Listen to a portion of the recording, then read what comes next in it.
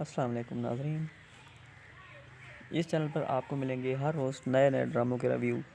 تو آئیے ناظرین، ہم شروع کرتے ہیں ڈرامہ سیریل کم بخت تنو کا ریویو۔ ناظرین، پچھلی قسط میں فیصل کو جب تنو کی گاڑی پر فائرنگ کی خبر ملی تو فیصل پریشان ہوا اور فیصل نے تنو کو فون کیا۔ تو تنو نے کہا فیصل خیریت تو ہے؟ تو فیصل نے اسے بتایا کہ آپ پہ فائرنگ ہوئی تھی، اس لیے ابو پریشان تھے اور آپ سے بات کرنا چاہ رہے تھے۔ فیصل نے ابو کو فون تھما دیا۔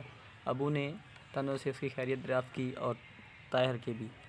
تو تنو نے اسے سب کچھ بتایا کہ عاطر بالکل خیریت سے ہے۔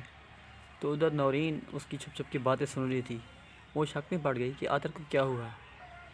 تو عاطر نے کیونکہ تنو کو بتانے سے منع فرمایا تھا کہ کسی کو نہیں بتانا، ادھر عاطر اپنے دوست کو فون کرتا ہے اور کہتا ہے کہ خدا کا لاکھ لاکھ شکر ہے کہ میں فائرنگ سے بچ گیا۔ اس کا دوست سے جب ساری معلومات پوچھتا ہے تو وہ اسے بتاتا ہے کہ میں اور تنو گاڑی میں جا رہے تھے کہ اچانک سے کسی نے فائرنگ کی۔ انشاءاللہ پتہ چل جائے گا کس نے ہم پہ فائرنگ کی۔ تنو تو بالکل پریشان ہو گئی تھی، تو اس نے کہا کہ کیا آپ نے انکل کو بتایا ہے؟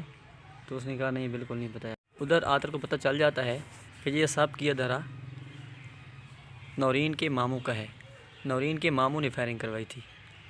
تو ادھر نورین کا جو ماموں ہے، وہ جس بندے کو پیسے دلوا کے فائرنگ اس نے کروائی تھی، وہ اسے پوچھ گچھ کر رہا تھا کہ کیوں فائر مس کیے۔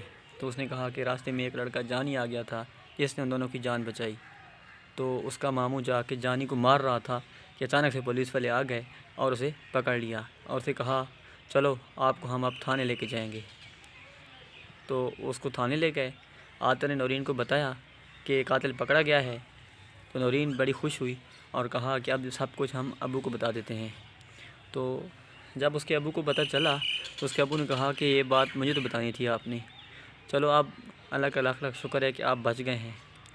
ادھر نوکرانی نورین کے کمرے میں پہنچ گئی اور کہا کہ باجی تنو کے کمرے میں اس کی سہیلی آئی بیٹھی ہے اور اسے پوچھ رہی ہے، کوئی خاص بات کر رہی ہے۔